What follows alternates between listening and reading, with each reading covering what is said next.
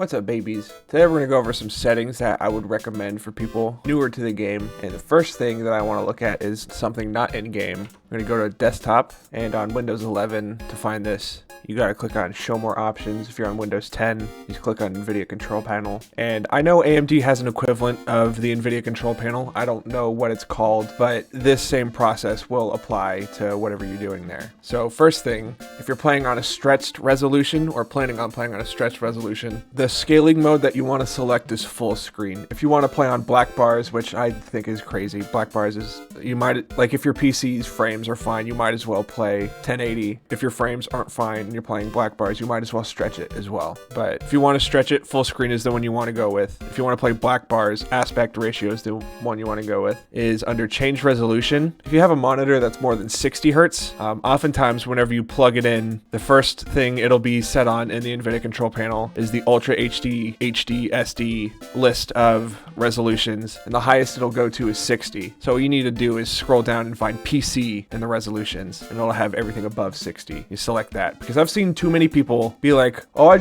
bought this 144 hertz monitor a couple weeks ago and I don't get what all the rage is. It's like, did you turn on the right refresh rate? It's like, what does that mean?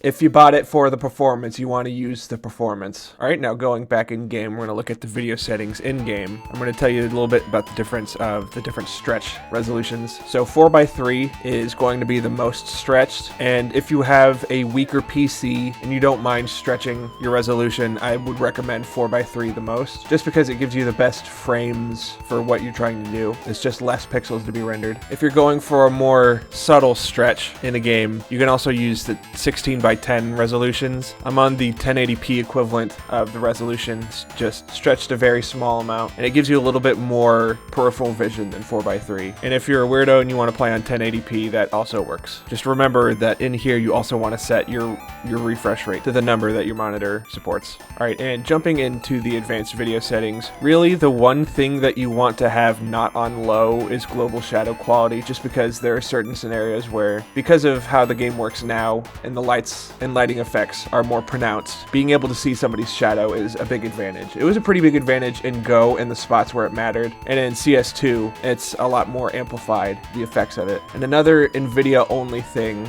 is the low latency reflex thing. If you have a lot of frames to spare, it's nice to turn on because it just makes the game feel like a hair more responsive, and in a game that feels as loose as CS2 has since launch, cleaning it up anywhere you can helps and goes a long way. All right, for the sound settings, if you have more than one audio device, it's best to go and pick it specifically out of a list like this.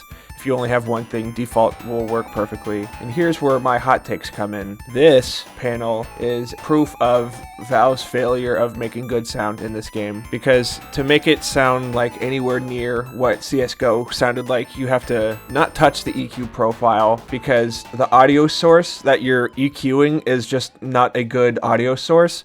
So EQing it can only save it so much. And in this case, where you're rolling off the low end or you're rolling off the high end, you want to be able to hear everything that you possibly can. And in that effort to do that and to make it more like Go, people have found that setting your left-right isolation to 50% makes it a lot closer to Go. And if anyone here is familiar with playing Go, you know that the sound, it's very pronounced, very strong sound. So going from that game to this game, and it sounds like your head is in a shoebox and all the sources of the sound are coming from shoeboxes.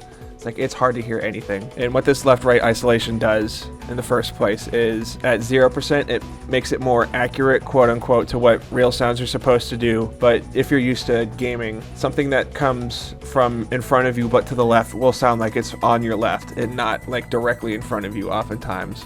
Because if it's on your screen, then you don't need to hear it like it's directly in front of you. And for perspective correction, it kind of takes this left-right isolation and just kind of hammers it more hard-panned left and right whenever you turn it off. And if you're used to Go, this is what I would recommend 150% of the time, because this is the setting that makes it more like Go, because it even says ideal for those who play very close to the screen or use wearable screens, or players that prefer legacy sound engines.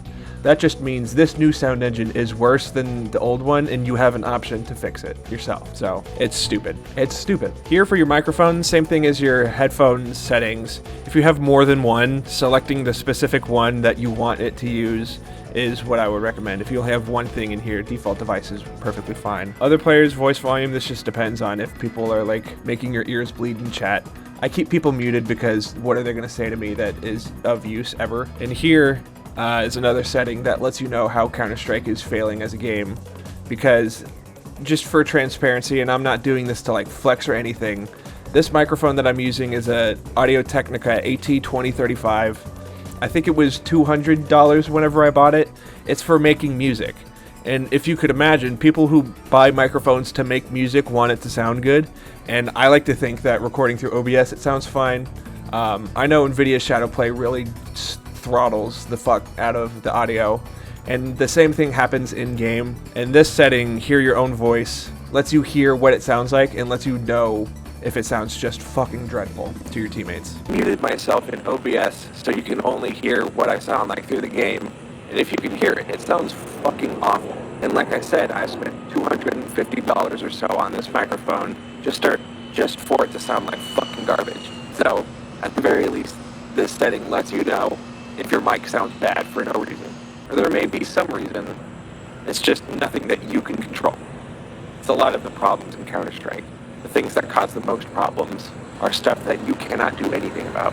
Alright, and down here in music, you don't need to have any of these above 0%, including 10-second warning. If you don't want to listen to Neck Deep say, "World's not out to get you," every time you play around, and it's the 10-second volume, they added something in this version where you can hear the 10-second warning start without any music. It's just another tick on the bomb. It's a different kind of tick. So you could get away with having none of these on. I don't like listening to people's music kits anyway. And in the game setting, I'm just going to go through a quick rundown of what everything really does. In this ping section, you want to find which servers you really perform the best on in terms of the game responding the way you expect it to.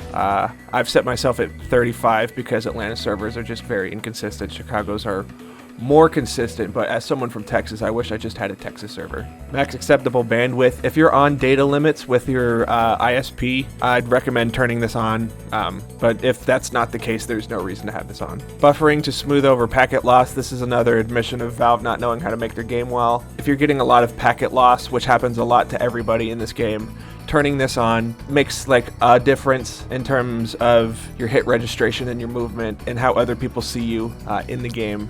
It's just an admission that Valve don't know how to make their own game. HUD scale, this is all preference. I like having it small so it's out of the way. Alright, here in the items section, the only thing I could really recommend if you're familiar with the Global Offensive is turning off first-person tracers. The way tracers are drawn in this game is the part that you see is about halfway through where the bullet's actually traveling. So it gives you the impression that the bullet's going somewhere that it isn't. And in a game like Counter-Strike, all of the bullets are hit scan, which means whenever you make an input, it instantly, once it gets sent to the server, the person that you're aiming at gets hit. And the tracers are not hit scan, it makes it look like there's travel time to them. It creates a big disconnect in your brain of where the bullets are actually going. I know some people got used to it once the game came out, but like turning it off and getting used to it is, I think, is a lot stronger. Less visual information on your screen is easier to process. Here's another tick in the box of Valve don't know how to make their own game. There isn't a tablet in the game. Danger Zone doesn't exist in this version of the game, so there's no tablets. They just forgot to look at the settings whenever they hit launch in September, 5 months ago. However, here in this tab, what I will 100% recommend for everybody is zooming your map all the way out, being able to see your teammates as if they're wards in a MOBA game. It helps you understand how people are moving, where the enemies could be, and I turn the radar HUD size up a lot just so I can see it a little bit better. And here's the telemetry tab. This just tells you when the game isn't performing the way it's supposed to, and it's literally always there. And the final thing that I will recommend in this video is taking these individual nades and binding them to individual keys, because if you're scroll wheeling, which I don't recommend in the first place, to get to your nades, or if you're spamming 4 if you have your mouse wheel about to jump, it's unnecessary time spent when, like, if you know you need to throw a Molotov fast, you just press, in my case, Z and then throw it. Or if your teammate asks for a flash, you press C and then you throw it. Alright, thank everybody for watching. I say this every time I do tutorials, but if you have any ideas or stuff that you want to see tutorials for, let me know down in the comments. I know there are certain things that I'm just like not considering at all whenever it comes to tutorial stuff, just because I have 7,000 hours in the game. Subscribe if you like the tutorials. I got more on the way. Also got frag movies. I'm going to be trying to make more of the deep dives that I released. this last video. And finally, leave a like if you like the videos. It helps me reach a bigger audience. And if I have more pressure with a bigger audience, I might make these videos better. Who knows? Thank everybody for watching, and I'll see y'all in the next video.